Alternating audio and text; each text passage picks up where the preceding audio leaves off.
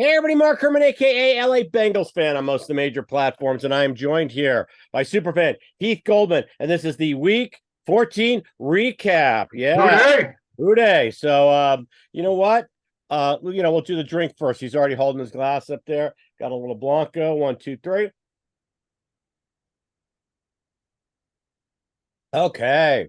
Oh, That and was nice. and we also have to. Dude, you need to get a new duck. Dude,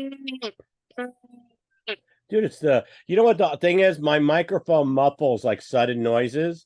So I think that's why you don't hear it, because I do the same thing here. The horn was better today. The horn was better Okay, the horn was better. I started it out softer. So we do the victory horn there. So, you know what? Another good team win today. We got a lot of help, but I mean, because Indy definitely did not play their best game. The two penalties when we could have had the field goal, they turned that into a touchdown. But let's hit the negative. I just have a few, and you might say it's nitpicky, but we'll have the few negative comments, and then we'll talk about everything that was good. And there was a lot of good.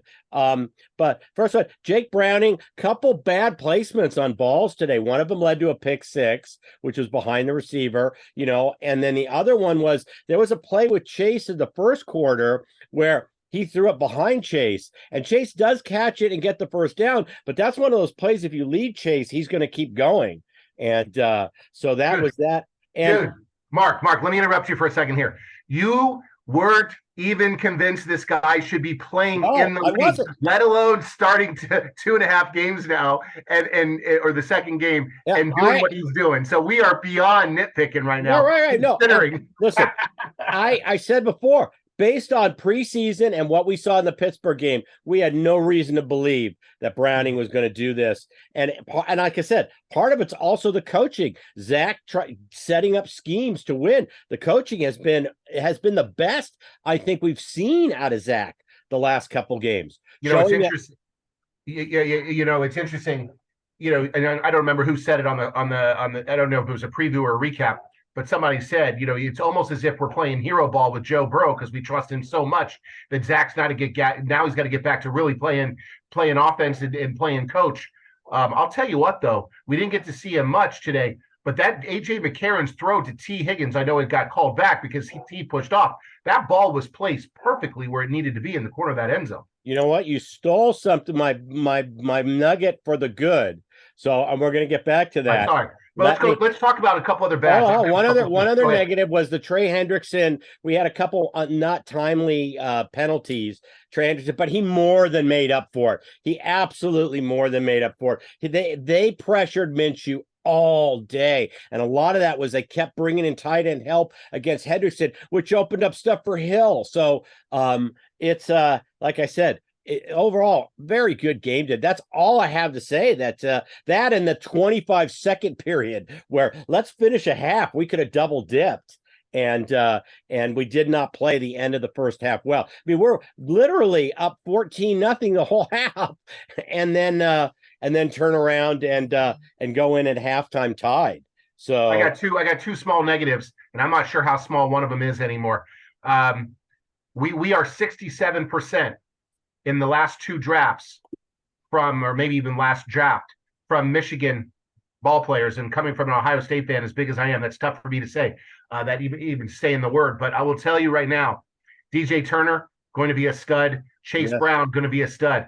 I'm telling you right now, I've got serious concerns, and it's important in the big crunch games. Brad Gibbons, Robbins, whatever the hell his name is, the punter, is just not developing. Yeah, we have cost us. We have statistically, and Jake can touch on this when we do the preview this week. Statistically, we have one of the worst punting stats in the league right now. We're down at the bottom, if not the bottom. I saw a few weeks ago we were last. So Robbins has not been good. I'm gonna throw one more negative out there, and Devin would absolutely roast me probably if he was here. I am a little concerned about number 5. Neither one of those drops today were, bad passes where it was just tough. He had the one over the middle. It was a little low, but hit him right in the hands. He had the one early in the first quarter. I mean, you want to be paid for a number 1 wide receiver? you need to make those catches. And I'm going to tell you, maybe it's just that Chase is getting the most of the reps, and I don't know where his head's at, but it's not 20 some $million a year game, in my opinion, right now. Yeah, no, that was it was not a good game for Higgins. He dropped the first target that was thrown to him. He juggled another one, and then he got the PI. Now let's go to something positive because it's that same play on the PI. And I felt the same way. I said, you know what?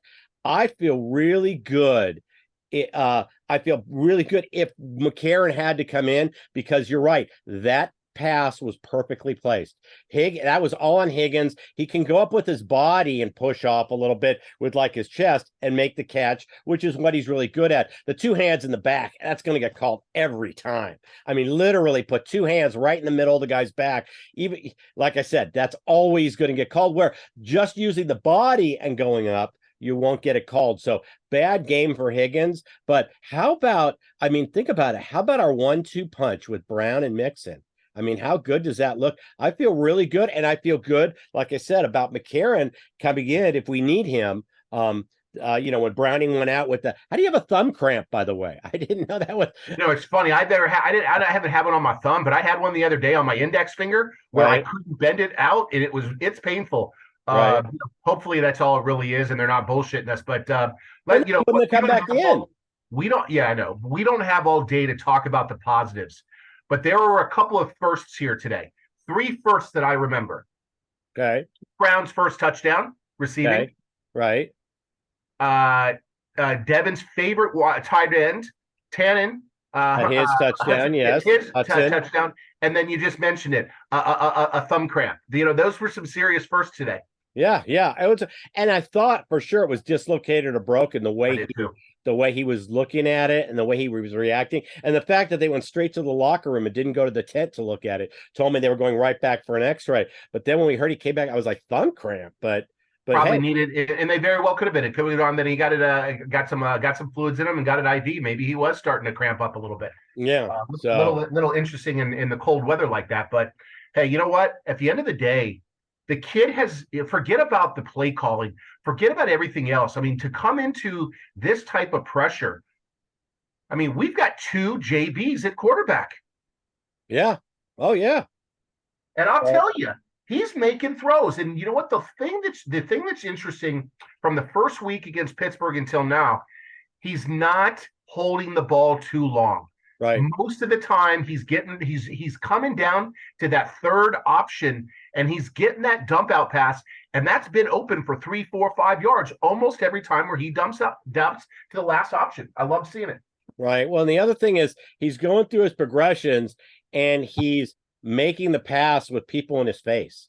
He hit Boyd today. He had 3 or 4 passes where he knew he was going to take the hit and he still delivered the ball. 100%. So looking better every week. And think about what we saw at Pittsburgh. He was holding the ball too long. He wasn't seeing the field well. He was, he threw that interception where it was just a simple switch by the defense, and he didn't pick up on that. But now, what a difference a better scheme and a couple more weeks makes a first team reps. So, when you say a better scheme, I don't disagree with you. But if you look, it's not just short dump passes, which is where we've been talking about. He's got he's 10 plus yards down the field, and his percentage is up there at like 70-80%. It's crazy. Well, when I say better scheme, I'm talking about using Chase to pull coverage away. So Hudson is open. So Sample is open. Against Jacksonville, they ran Chase into the corner of the end zone, and Sample came in underneath. No one's looking at Sample. They all follow Chase. He dumps it in, and we've got a first down and goal inside the 5. So it's that. And I want to say something else today. The difference between Indianapolis and us is how our receivers played. I mean, our receivers are okay not catching the ball and blocking, and their receivers did not assist on they had a couple third down plays where they could have made it. Their receivers are not the blockers. Ours were. Like I said, as a team, we played really well today. This team is and they said themselves, didn't one of the announcers say during the game that how the team felt when Burrow first got hurt and they were shell-shocked, and now you could see that win at Jacksonville. I mean, it's turned everything around. We're right in the thick of things. And another thing, another conference win. So we now have 3 conference wins. We can't beat anybody in our division, but we've beaten, Jacksonville, Indianapolis, and Buffalo, who we may have the we have the tiebreaker with if it's just the 2 of us. I have a feeling it's going to be a three or more teams that are going to be bunched up, and the tiebreaker is going to be on conference record, which is why we need to stack all these conference wins. I don't know what it is about our defense, but we gave up 7 points today because the other one was a pick 6. Yeah, right. We literally gave up 7 points today to a team that had won 4 in a row and was playing pretty good ball. Yeah. I've been, trust me, everybody out there listening to this show is going to say Heath's been the hardest on our defense, and I have. But the last couple of weeks, even though it was 31 last time, I think Devin pointed it out that when we gave the ball to them at the 50 and we gave them the ball at the 30, and then they recovered a fumble. They had some very short fields last week, and our defense was asked to do something that new defense should really have to be able to do. But yeah, it's nice to see. And you're hearing a name that you're hearing a little bit more lately is Sample. And we've been tough on him for a number of years, too. He's doing his job, which is the dirty stuff. We've been tough on him because he was a second-round pick. That's why we're tough. If we had taken Sample in the 4th round, there wouldn't be, you would never heard a complaint. But for the second rounder for a blocking tight end, that was kind of a reach. But he is out there. He's out there doing his job. He makes the catches when he needs to make them.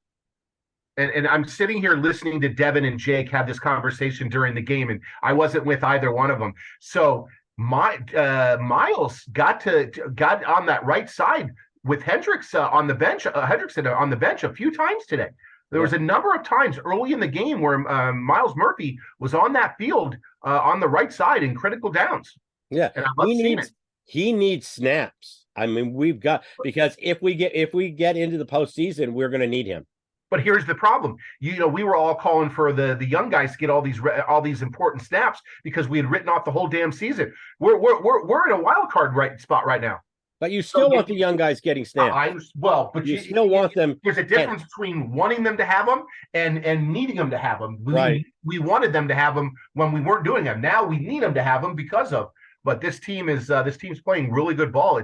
It's really weird to see, to be honest with you. Oh, listen. And then bear in mind, Jacksonville was a 10-point favorite. Nobody expected. Oh, that's the one thing I wanted to say. I'm delayed in watching some of these the previews and the recaps, and for all those that haven't figured it out yet, Riley's my son, so I like to watch some of them. And like I said, I'm behind. I watched the Jacksonville preview show like yesterday when I was in between projects.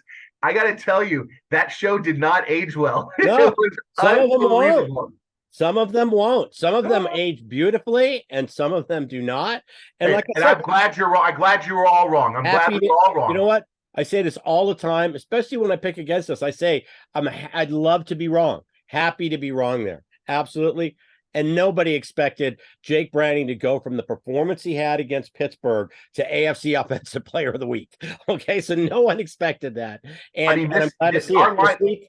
This week was a big test because we got to see, was last week a fluke or could he come out? No, he's legit. I picked him up. I'm in a dynasty league, and I had Dobbs as kind of my 3rd quarterback in case I needed a starter. I've immediately picked him up, not just for this season if I need him, but for next year, he may, if we don't re-sign him, he may have a starting role somewhere.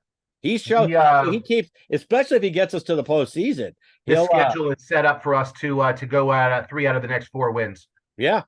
There's no reason why we can't run. We can, if we continued to execute, not hurt ourselves. We only watch today. We hurt ourselves on a couple plays. Jacksonville shot themselves in the foot again and again and again. But you also got to wonder if the relentless pressure. But you always have to wonder, Mark, if the relentless pressure from Hendrickson on that right side caused some of those penalties. And then all of a sudden, then Hubbard, starts to get home a little bit. And then all of a sudden, you got those little jumps. And then you have the leg whip. And then, Hendrickson buried that guy. Right.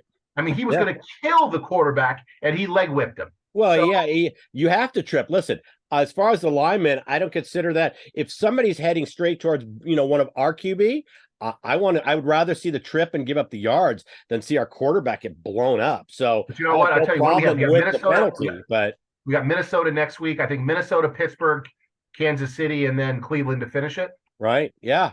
And if we win the next two, we could very well win against Kansas City. But if we don't win that, I think we finally get a division win. I don't see us going 0 or our second division win because we'll have beaten the Steelers. But we need to. The thing is next week is not going to help us on the tiebreaker with the AFC. We keep beating NFC teams, but the week after that, then the next three are all AFC wins. We got to win those. I mean, we got to win at least 2 or 3 of them. Like I said, so we'll see. But it's definitely we're in the thick of things. It's exciting to watch. Really happy with and like I said, and I'm so happy to see the coaching. Like I said, that's been the biggest surprise because coming out in the Pittsburgh game, I was like, okay, it was hard to be excited. It really was. I was screaming for all 3 of the heads, right? I mean, you wanted us to wipe the shelf with coaches and other than the defensive back one. But I'll tell you, all of a sudden, and I'm not going to say it was because of my comments on this show that caused it, but all of a sudden the offensive line started playing well. I mean, for this team to give Browning that kind of time where it's 78% completions, they've got to be doing something right. And you know what? Joe Mixon's running hard and he's hitting the holes. But I'll tell you what, Chase Brown, I'm not suggesting that he should be, running back 1 on this team, but man, that boy can hit the holes lightning fast. No. Like I said, I'm really excited about the 1-2 punch we have with the run game. The offensive line is blocking well. The defense is applying pressure now and playing with spirit. Turner looks great. Battle looks great. Let's just keep it rolling. So we've got two Saturday games coming up back-to-back weekends. So we're the morning game, 10 a.m. Pacific time. I'm in Los Angeles. We're both in Los Angeles. So, but we've got the 10 a.m. Saturday. And then the following week, I think we're 1:30 in the afternoon in Pittsburgh. Got to win both of those, though. So, Pittsburgh, if this game means something to us, Pittsburgh's going to be up for that game. So, not that it has anything to do with either of the teams that played today, whether it be the Bengals or the Colts. But just on a complete side note, I got invited to go to Dallas to watch the Eagles game tonight, and I couldn't make it. So I asked my buddy, professional colleague who invited me. I said, "Hey, by the way, if you have an extra ticket, my daughter lives in Dallas. She'd love to be your date." So Sydney is going to the Eagles. Awesome! Eagles, wow, Cowboys game tonight. Sunday night game of the year. I mean, come on, the network's got to be super excited about that. Looking forward to just how it's playing out because both those teams are playoff bound, and this could be for the division. The Cowboys still in run for the division there. So everything we've talked about this year, though, is starting to come to fruition. Miles Murphy's starting to get some reps. He's starting to, and Jake's been telling us all year, just give it time, give it time, give it time. If you think about it, if we can stay healthy, our backfield, our defensive backfield is set for years to come. Turner, CBT, right?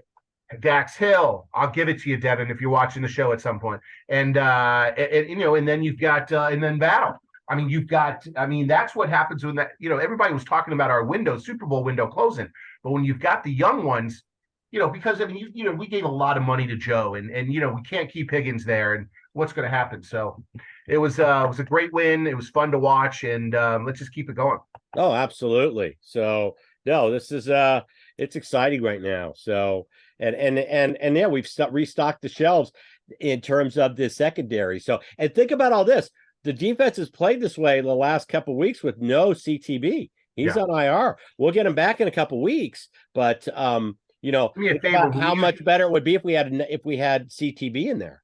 So, Riley's usually our stats guy. We usually can count on him. What do you have? You have Browning's numbers? I'm just curious. I only have the halftime stats. I only print out the halftime. I usually rely on Devin or Jake and Riley to pull up the stats. I can pull it up here on my phone real quick. But have that, and this was what was so frustrating about the first half. 18-12 time of possession. 18 out of 24, 75% pass, 275 yards, right? Two TDs, and that one interception was behind him. 122. And he ran for a TD. 122 quarterback rating. Yeah, no, and he ran for a TD. So, keep the train. Well, keep stacking the win. So Mixon 21 for 79. Chase Brown 8 for 25. Yeah, I forgot to mention in the beginning, if you don't subscribe, please subscribe. It's all we ask. And go ahead and hit the thumbs up for us. It helps us out with the YouTube analytics. You want to hit all we ask is you support the channel. It's by fans, for fans, always has been, always will be. So something really strange. You want to guess who our highest receiver was today? Yards? Yards was probably Chase Brown because he had that long one. 3 for 3 for 80 yards. Yeah. But he spread the ball around. It just goes to show you because, like I said, the ball got spread out around a lot today. So you've got 1, 2, 3, 4, 5, 6, 7, 8, 9 receivers caught at least one pass. Yeah, you know what? I meant to mention this earlier. We weren't using the tight end at all. And then we signed Irv Smith, and it looks like everybody's talking like he's the missing piece. And Irv Smith didn't catch him, but we all 3 tight ends had catches today. Will Cox, Hudson, and Sample. So it's like all of a sudden we've got this committee approach at tight end, but they're all contributing. So the Irv Smith experiment is done. So, but I really like Hudson, so I just like the way. Sure. So all right. Well, if you don't subscribe, please subscribe. It's all we ask. And we'll be back with the preview maybe earlier this week. I've got to be in court on Thursday, but maybe earlier this week, we'll get the preview up. And then obviously the recap right after the game on Saturday. And Mark, you need to tell these people you're not going to court for something you did. You're going to court. I do extra witness work. So this is a trial that I thought was going to settle. I can't believe. But the 5-year statute is coming up for those people who practice law and watch this show. Trials have to go to see a courtroom within 5 years. We get a little latitude because of COVID, but this is a 2018 case, and the judge is really going, I don't want to see this in 2024 on my calendar. So we're in trial tomorrow. But we'll definitely have a preview up. That's why you need to subscribe and hit the bell so you get the alert, so you know if we put the preview up on Wednesday instead of Thursday. But we'll always join you right after the game with the recap. So please support the channel. And with that, I'm going to say, hooty, everybody. Hooty.